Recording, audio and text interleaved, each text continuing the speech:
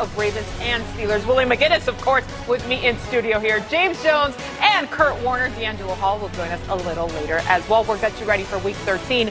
But first, let's put a bow on this final game, shall we? And let's see how it all went down in Pittsburgh. What a week it's been for John Harbaugh and Mike Tomlin and these two teams. Still, no excuses, as Mike says. RG3 in for Lamar Jackson, one of 17 Ravens still on the COVID-19 list. First quarter, no score. Ravens first and 10. What happens there, Willie? Quarterbacks to their exchange. When you haven't had a lot of reps and you're trying to run the read zone, this usually happens. Can't do it. Can't slip up. Not for a second. So we go 6 plays later. Mike Tomlin, you know he's bold. He's going to go for it on 4th and goal. Big Ben can't find anyone open. Under pressure here, Kurt Warner, and he gets intercepted. What do you think on that one? I mean, 4th down play, there wasn't really anything open. As a quarterback, you got to take a shot. You got to throw it up in the end zone. Yeah, don't worry, because the next time it happened to Robert Griffin, except this time Joe Hayden gets a pick six.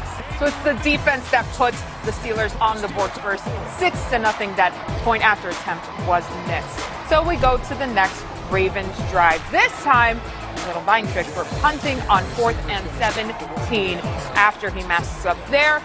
Oh, but Ray McLeod muffs the punt, and it is recovered by Anthony Levine Sr. at the Steelers' 16, Willie. Yeah, I get it. You hear footsteps, guys are in your face.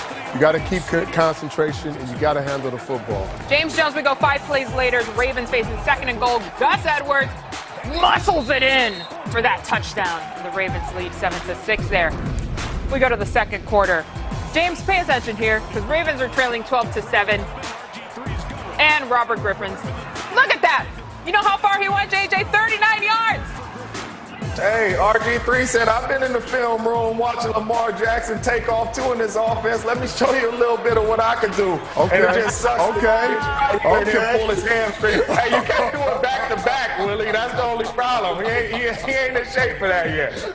You gotta pace yourself. And Trace McSorley had to go in for RG3 after he limped off the field there. Listen, that's real. I can feel him on that hamstring situation.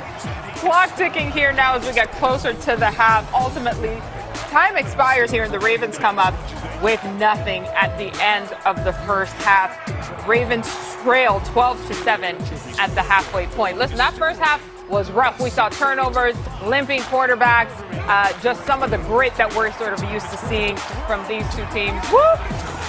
And a nice little pick just to finish off the first half there of this game.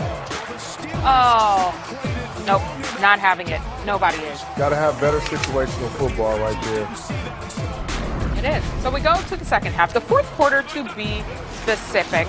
This is where things start to get dicey.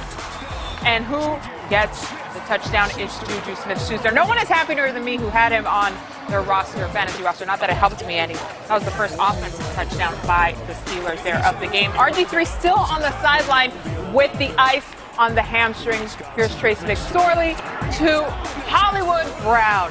That boy fast, Willie. Yeah, he's super fast, and that was just a simple route. He got the ball in his hands, made one guy miss, and the rest was history. That's it. Who could catch him? Anybody know? Well, he had the angle, but he did hit the brakes on him and then started to turn him around right there, and then that was it. It's tough. It's tough. McSorley getting into it. By the way, he was a 6th-round pick. McSorley was in the 2019 draft. Next Steelers drive with just 2 minutes left, over 2 minutes. Big Ben floats one up for James Washington. Makes a physical catch with a couple of guys on him, James Jones.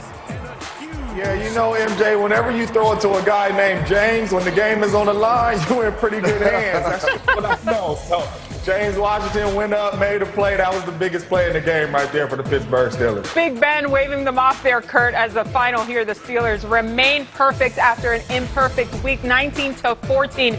It was rough. It was dirty. It was a good game down the stretch. That's exactly what we have come to understand, expect, and really crave from the Steelers and Ravens rivalry here. Willie McGinnis, Kurt Warner, James Jones. I want to dive right into it. Kurt, let's start with you here. Assessment from what you saw offensively from the Ravens. We knew they were not going to have Lamar Jackson, but their defense also showed up quite a bit. Yeah, I was very impressed with the Ravens. Nobody really knew what to expect. I mean, it's been a crazy week for both teams, but let's be honest here. Nobody really gave the Ravens much of an opportunity with a lot of their big names on the COVID list. I thought they showed up. They played well. There were some big mistakes. Unfortunately, you kind of expect that, but that's really what changed the complexion of this game. And then on the other side for the Steelers, this has really been the Steelers' MO all year long. I mean, they've had 8 games that have been decided by 10 points or less, 6 games that have been decided by 1 score. And so they're a team that, to me, doesn't necessarily go out and dominate every time they step on the field. But when you need a play to be made, they've got guys that step up and make those plays. And we saw that all the way down to the end of this game on that big 3rd down, flipping it up there to James Washington. I mean, I'm holding my breath going, what are you doing? He goes and makes the big play. Then they're able to run out the clock. So a tight game as you expect. But the Steelers continue to find ways to make plays when they need to win these games. You're absolutely right, Curtin. Watching this ball game, I just feel like the team that played the best tonight did not win the ball game, and that's the Baltimore Ravens. The Baltimore Ravens came out and they played their tails off on the defensive side of the ball. If they had their MVP quarterback, different story. But this defense came out and they played lights out. They made it hard on Big Ben. They could not run the ball. I mean, you gave up 1 touchdown, and your offense continued to turn over the football and put you in bad situations, short fields, and you still buckled down. Got turnovers, gave up field goals. This defense played their tails off. This is one of those games that Coach Harbaugh can go back and show his team and say, this is the type of team we are. And we're getting some people back that is going to turn our offense into the type of offense we know our offense can be. And if we can play like this, it is going to be tough to beat the Baltimore Ravens. They should have won tonight. The Steelers got away with one, but this Baltimore team played a great game tonight. Kudos to Coach Harbaugh. And, James, you talked about them coming out and competing and playing at a high level. Nobody really know what to expect with almost 12 starters out for the Ravens. But they came in against a divisional rival, which these games are always pretty ugly against the Ravens and Steelers, and super close. Now, the other thing is this defense. We talked about this defense making plays. Of course they made plays, but at certain points in this game, you see the defense start to give up plays because you can't generate any offense. You can't make those plays. And with that many players out, you expect the miscues, the mental errors, some of the things that we saw happen, the turnovers.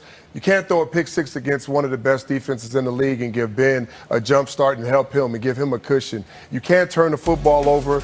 The read zones is something RG3 has been doing his entire career in the running game, but I get it. He hasn't had a lot of snaps. He's a little rusty, so you got to take care of the football. You got to understand those things. Now, on the other side of the ball, Kurt, you mentioned it.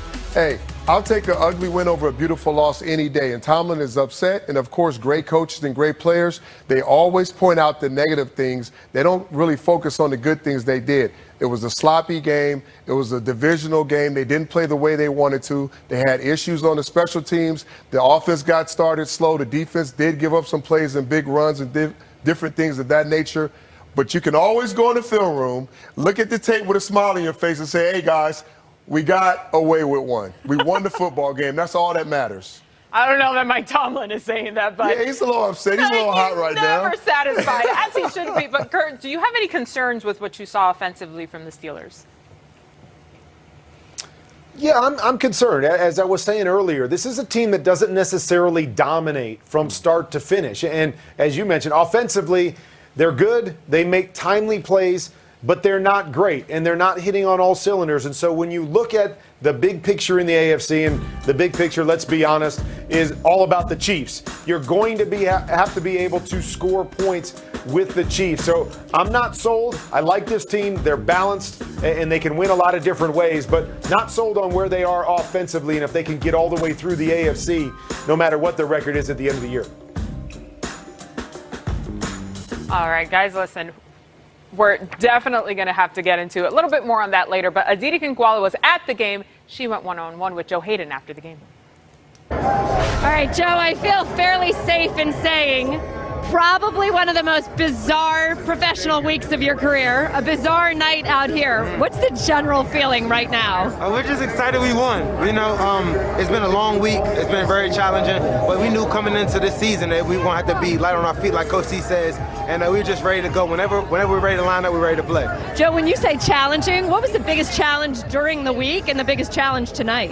The biggest challenge during the week was just not knowing. It's just being up in the air. When you have a schedule and then you get pumped up, you get ready. Pre-game, you do everything like a Saturday before a regular game, and then we had like 2 Saturdays in a row. Just that little stuff, but once we finally just know that the game time is here, then we're able to go out and play. Okay, so the game didn't start so great on offense. Then you turn right around with that pick 6. Yeah. What is so magical about playing on this defense? Man, Coach T puts us in great positions. We have so many good players with as far as our defensive rush, and then in the secondary, we can disguise, we can show different things, and they don't have too much time to pass it back there, so we're able to jump a couple of routes, and that helps out. Okay, so I have to ask you, you've spent a lot of years in your career on not very good teams. Yes. And the last few weeks, people are kind of questioning whether the Steelers really are a very good team, despite your record.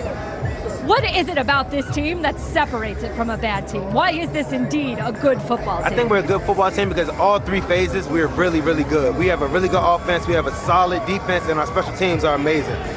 Next man up, and our coaching staff is bar none. So I think just we have a full team. It's not just offense, not just defense, not special teams. It's everybody works together, and we figure out a way to win. So